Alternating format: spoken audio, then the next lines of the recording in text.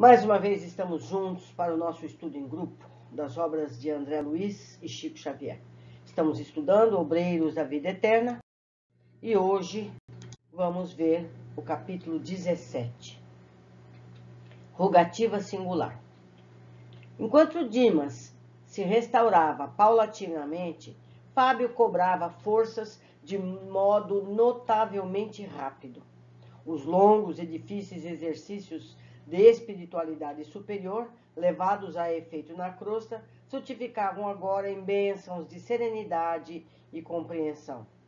Ambos repousavam na casa transitória, amparados pela simpatia geral da instituição que irmã Zenóbia dirigia. Ao mesmo tempo, prosseguíamos em constante cuidado, junto aos demais amigos, principalmente ao pé de Cavalcante, cuja situação orgânica piorava sempre nas vizinhanças do fim.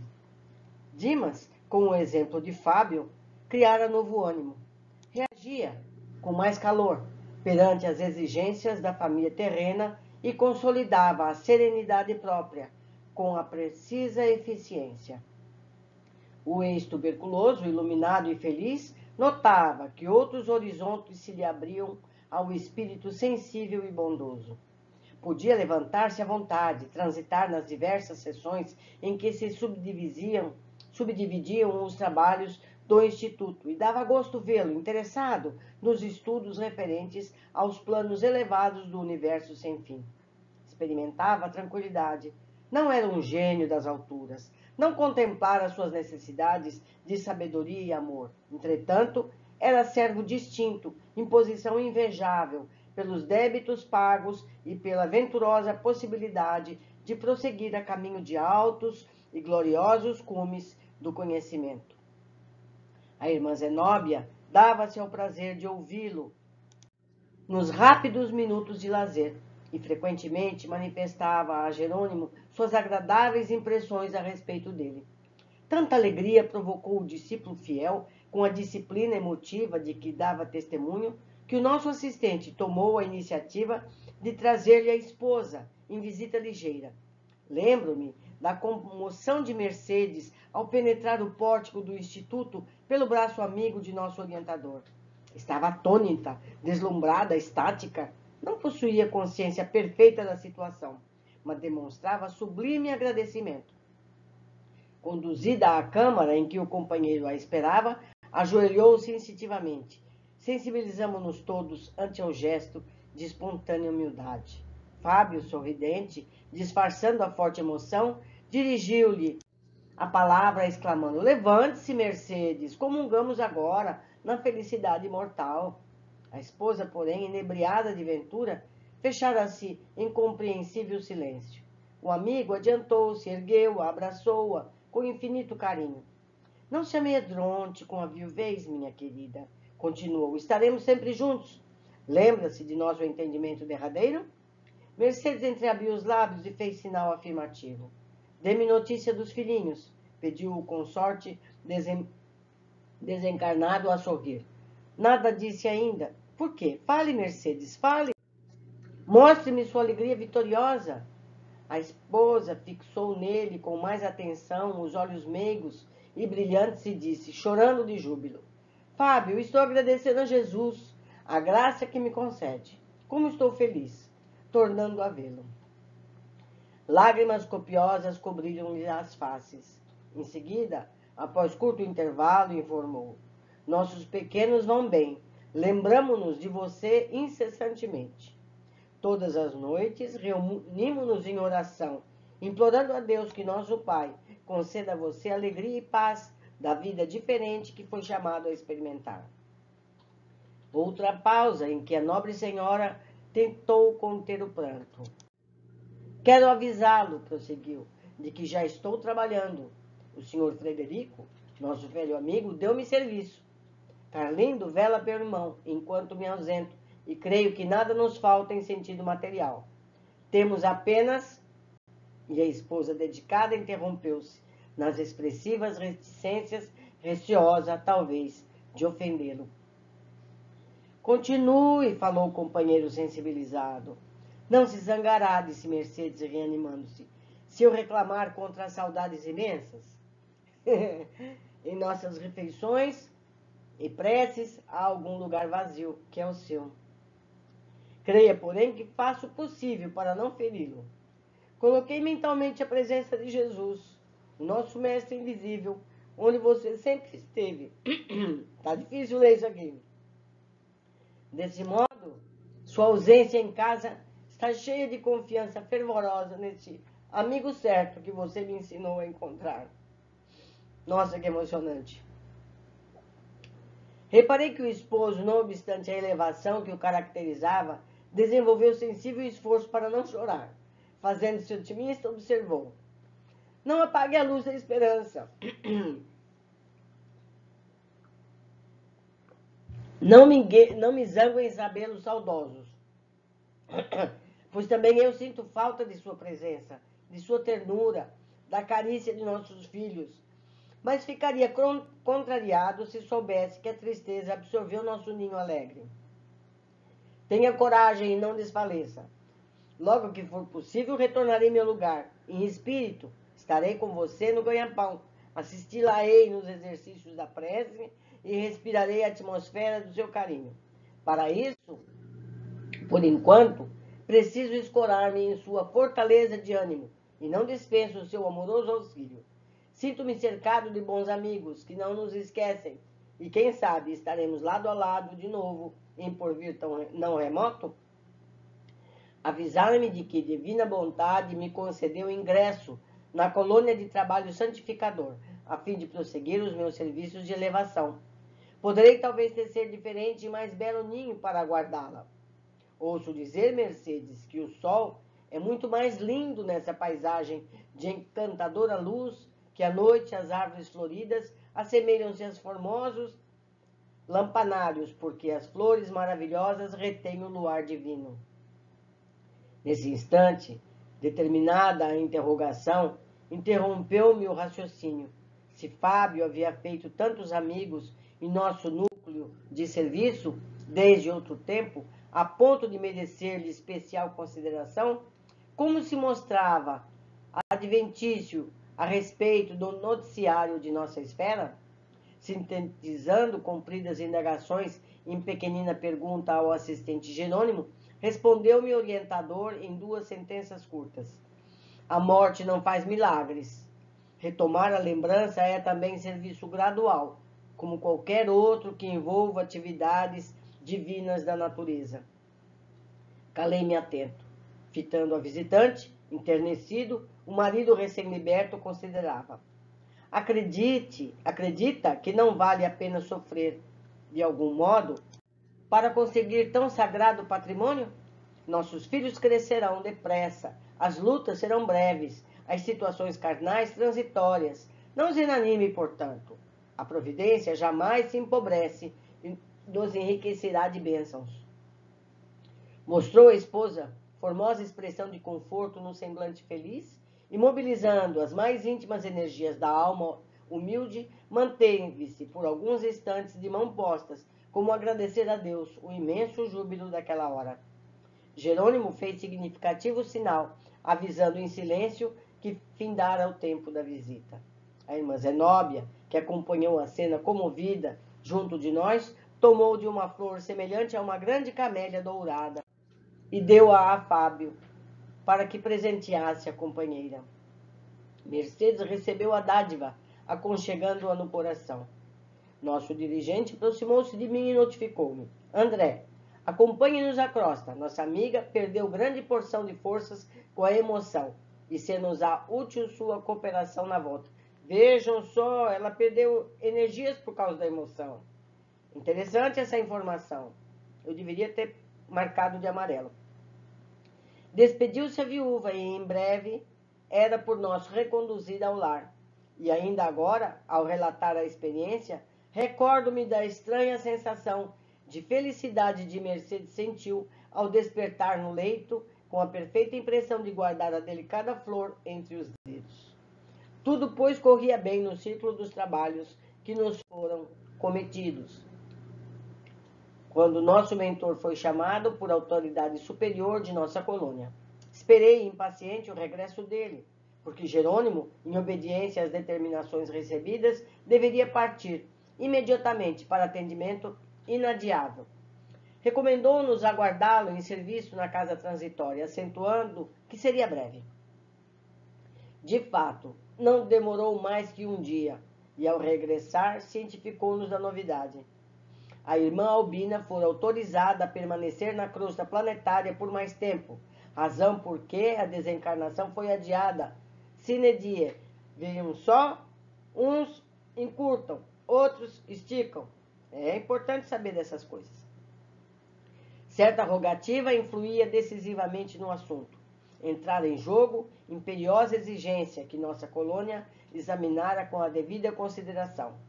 Em vista disso, renovava-se o programa na missão que trazíamos. Ao invés de auxílio para a libertação, a velha educadora receberia forças para se demorar na crosta. Devíamos procurar-lhe a residência, sem perda de oportunidade, propiciando-lhe o organismo os possíveis recursos magnéticos ao nosso alcance.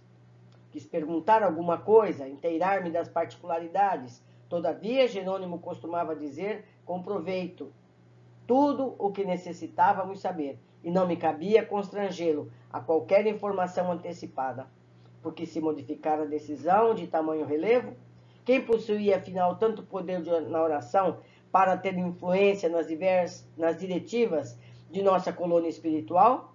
Seria justo o adiamento? Por que motivo determinada súplica impunha a renovação do roteiro a seguir? O assistente percebeu as indagações que se me entrechocavam no cérebro e adiantou. Não se torture, André, saberá tudo no momento oportuno. E traçando sintética programação de serviço, acrescentou. Vamos-nos, Hipólito e Luciana velarão pelos convalescentes. E, em caminho, porém, não resisti. Pedi permissão para ouvi-lo de maneira sumária quanto à nova deliberação, e Jerônimo aqueceu esclarecendo. A medida não deve provocar admiração. Ninguém, senão Deus, detém poderes absolutos. Todos nós, no desenvolvimento das tarefas conferidas às nossas responsabilidades, experimentaremos limitações nos atributos ou no acréscimo de deveres, segundo os desígnios superiores.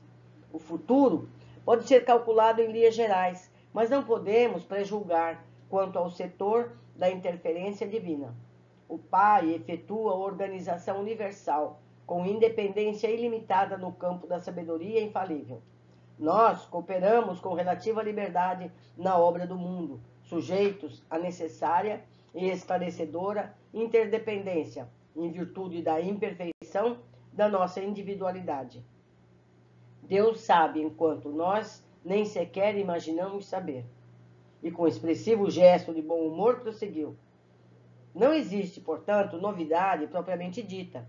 Aliás, é justo considerar que a desencarnação de Albina não é suscetível de ser adiada por muito tempo. O organismo que a serve está gasto, e a nova resolução destina-se apenas a remediar difícil situação, de modo a trazer benefícios para muita gente.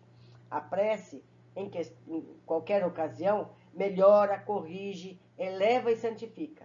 Mas somente quando estabelece modificação de roteiro igual à de hoje, é que paira acima das circunstâncias comuns o interesse coletivo. Ainda assim, a medida prevalecerá por reduzir o tempo, isto é, apenas enquanto perdurar a causa que a motiva. Recordei uma experiência anterior, capítulo 7 de Missionários da Luz, certo? A gente vai ver isso aí. Em que observara certo irmão recebendo alguns dias de acréscimo à existência do corpo, lá em Missionários da Luz, para poder solucionar problemas particulares, e compreendi a alteração à vida. De qualquer modo, porém, minha surpresa não era desarrazoada, porque constituíamos comissão de trabalho definido, com atividades traçadas por superiores hierárquicos. No caso a que me reportava, vira amigos de nossa esfera intercedendo junto de outros amigos em benefícios de terceiro. Todavia, na questão em exame, tratava-se de pedido da crosta, atuando diretamente em nosso núcleo distante. Conservando, pois, a minha curiosidade insatisfeita, acompanhei o assistente até o apartamento confortável em que residia a interessada. Os prognósticos acerca do estado físico da enferma eram desanimadores. Seu espírito, no entanto, mantinha-se calmo e confiante, a despeito da profunda perturbação orgânica. Não só o coração e as artérias apresentavam sintomas graves, também o fígado, os rins, o aparelho gastrointestinal, a dispneia castigava-a intensamente. Chegáramos no instante em que gracioso grupo de jovens, 14 ao todo, faziam em derredor da enferma o culto doméstico do Evangelho. Enquanto oravam, antes dos comentários construtivos de alma voltada para o sublime fonte da fé viva, atiramo-nos ao trabalho, seguidos de perto por outros amigos de nosso plano, ligados à missão da nobre educadora. O ambiente equilibrado pela prece, pelos pensamentos de elevação moral, contribuíam eficazmente para a execução de nossos propósitos. A zona perigosa do corpo abatido era justamente a que situava o aneurisma, provável portador da libertação. O tumor provocara a degenerescência do músculo cardíaco e ameaçava a ruptura imediata. Jerônimo, entretanto, revelou-se mais uma vez o médico experimentável e competente de nosso plano de ação. Começou aplicando passes de restauração ao sistema de condução do estímulo, demorando-se, atencioso, sobre os nervos do tônus. Em seguida, forneceu certa quantidade de força ao pericárdio, bem como às estrias tendiosas, assegurando a resistência do órgão. Logo após, meu orientador magnetizou longamente a zona em que se localizava o tumor, bastante desenvolvido, isolando certos complexos celulares, e esclareceu: poderemos confiar em grande melhora, que persistirá por alguns meses. Com efeito, fim da complexa operação magnética, observei que o coração doente funcionava com diferente equilíbrio. As válvulas cardíacas passaram a denotar regularidade. Cessou a aflição, o que foi atribuído, e de fato com razões poderosas, ao efeito da prece. Albina sentiu-se reconfortada, mais calma. Fitou comovida as discípulas que se achavam presentes, em afetuosa homenagem a ela, e considerou satisfeita. Como me sinto melhor? Motivos fortes possuía o apóstolo Tiago, recomendando a prece aos enfermos. As alunas e as filhas riram-se de contentamento e ergueram em seguida formosa oração gratulatória, emocionando-nos o coração. Contrariando a expectativa geral, a enferma aceitou o oferecimento de um caldo confortante. Em face da alegria que a todos empolgava, perguntei de súbito ao assistente: teria sido a súplica das discípulas o move da alteração? Quem sabe? Talvez lhe fizesse falta a venerável professora. Não, não é bem isso, elucidou o mentor. A intercessão das meninas trouxe-lhe a cota natural de benefícios comuns. No entanto, acresce notar que Albina já cumpriu tarefa junto delas. Deu-lhes o que pôde, devotou-se quanto devia. Em virtude da abnegação da enferma, as aprendizes fazem o cérebro cheio de boas sementes. Compete agora às interessadas organizar condições favoráveis ao desenvolvimento intensivo dos tesouros espirituais de que são portadoras. Curioso, arrisquei: estaríamos porventura ante o resultado de requisição sentimental das filhas? André quer saber como é que ela conseguiu esses meses a mais. Jerônimo fitou ambas as senhoras que assistiam a doente com desvelada ternura. Abanou a cabeça com um gesto negativo e retrucou: também não. Não se trata em resposta de semelhante rogativa. No desempenho das sagrados deveres de mãe, Albina fez tudo pelo bem-estar das filhas. Desvelou-se quanto era possível. Por elas, perdeu compridas noites de vigília e encheu laboriosos dias de preocupação absorvente e redentora. Educou-as carinhosamente, encaminhou-as na estrada da santificação e, sobretudo, ao prepará-las para a vida, entregou-as ao Pai Eterno sem egoísmo destruidor. O trabalho materno foi completamente satisfeito. Doravante, cumpre às filhas seguir-se o exemplo, imitando-lhe a conduta cristã. Os bons pensamentos de Lloyd e Eunice envolveram-na toda em repousante atmosfera de amor. Entretanto, não seriam os rogos filiais, em circunstâncias como essa, que modificaram o roteiro das autoridades superiores no cumprimento das leis divinas.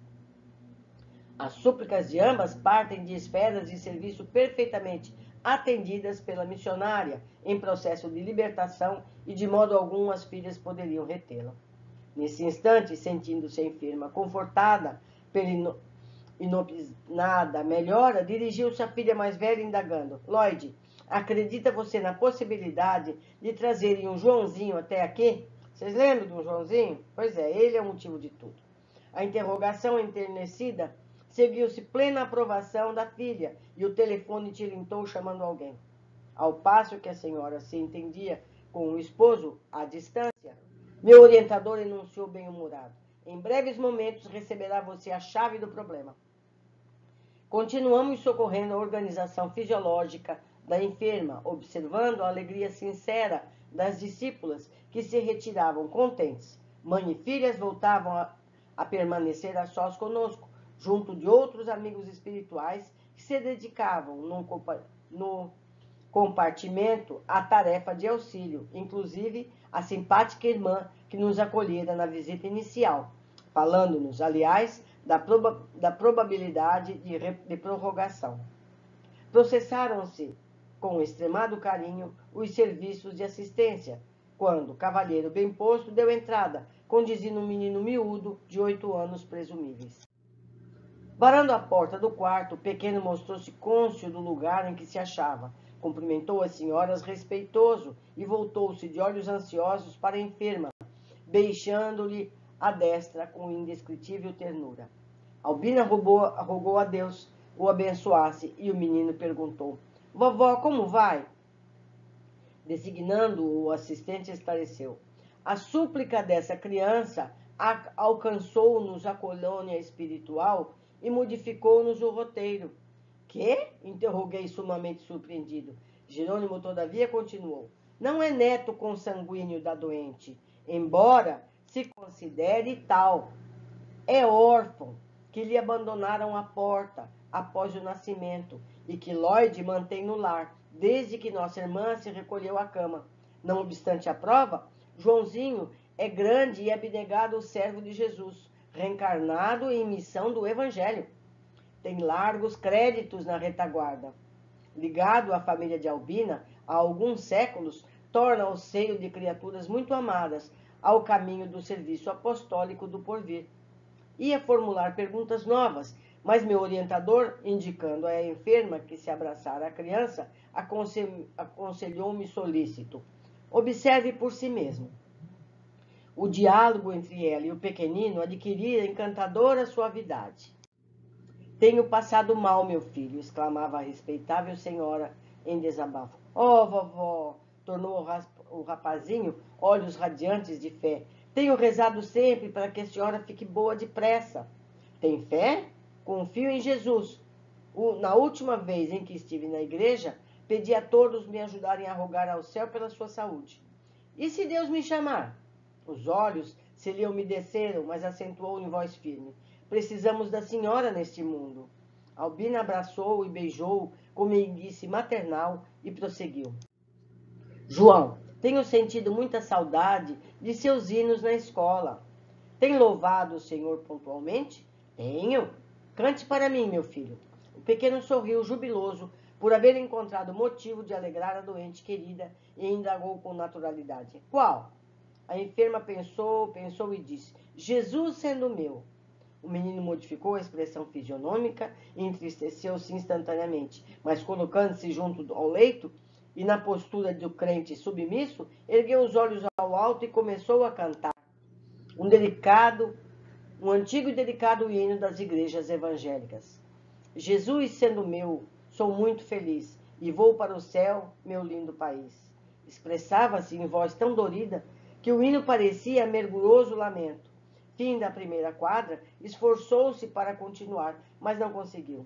Profunda emoção sufocou-lhe a garganta. As lágrimas saltaram-lhe, espontâneas.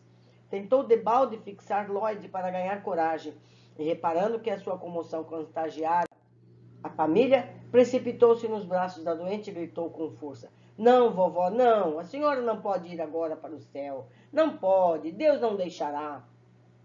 Albina recolheu-o carinhosa e feliz. Que é isso, João? Perguntou, buscando sorrir. Observei a mim mesmo e só não reconheci que eu também chorava. Jerônimo, porém, mantinha-se firme e, rindo-se bondoso, reafirmou: O menino tem razão, Albina não irá mesmo desta vez. Atendendo minha curiosidade, entrou em explicações finais, advertindo: Que nota você pode participar em Que nota você de particular em Lloyd? Recorrendo a observações que já levaram a efeito, respondi sem hesitar.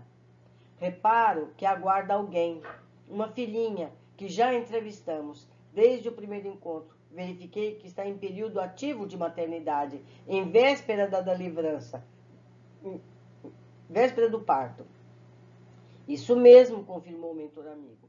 A prece de João é importante, porque se reveste de profunda significação para o futuro. A menina, em processo reencarnacionista, é-lhe abençoada companheira de muitos séculos. Ambos possuem admirável passado de serviço à crosta planetária e escolheram nova tarefa com plena consciência do dever a cumprir. Foram associados de Albina em várias missões e muito cedo ser-lhe-ão continuadores na obra da educação evangélica. Não são espíritos purificados, redimidos, mas trabalhadores valiosos, com eficiente crédito moral para a obtenção de oportunidades mais altas. Apesar da condição infantil, o servo reencarnado, pelas ricas percepções que o caracterizam fora da esfera física, recebeu conhecimento da morte próxima de nossa venerável irmã. Compreendeu de antemão que o fato repercutiria angustiosamente no organismo de Lloyd, compelindo-a, talvez, a claudicar no trabalho gestatório em andamento. A carga de dor moral conduzi-la-ia efetivamente ao aborto, imprimindo profundas transformações no rumo do serviço de que João é feliz portador.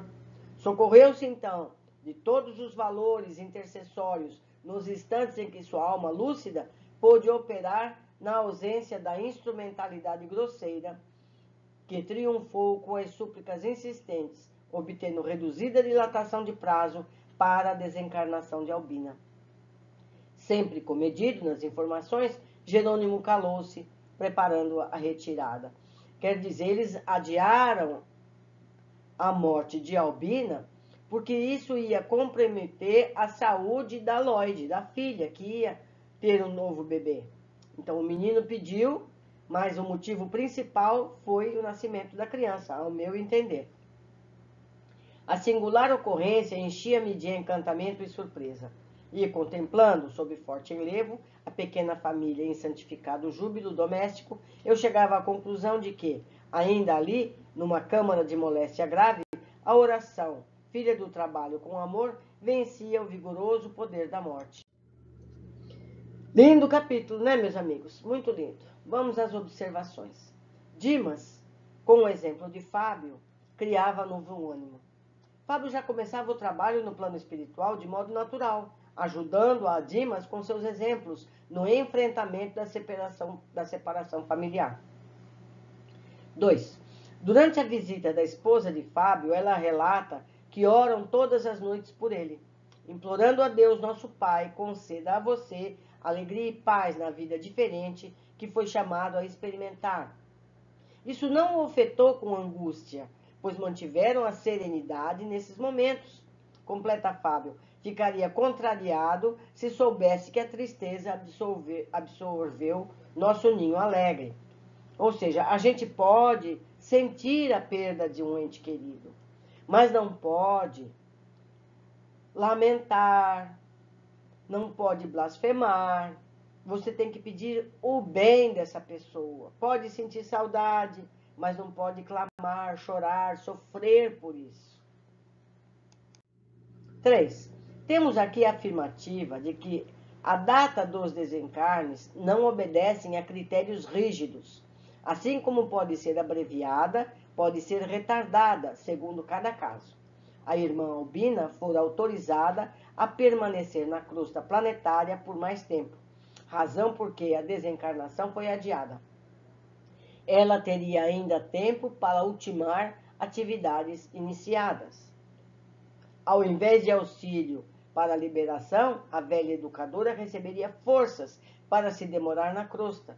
Todos nós experimentaremos limitações nos atributos ou no acréscimo de deveres, segundo os desígnios superiores. A medida prevalecerá por reduzido tempo, isto é, apenas enquanto perdurar a causa que a motiva, pois o corpo já está gasto. Não poderia ser por mais tempo. Foi apenas uma necessidade temporária. 4. André achou que a prorrogação da vida da idosa fosse pela prece das jovens ou das filhas. Ficou surpreso ao saber que, na verdade, a súplica do órfão recolhido foi responsável pelo adiamento. A súplica dessa criança alcançou-nos a colônia espiritual e modificou-nos o roteiro.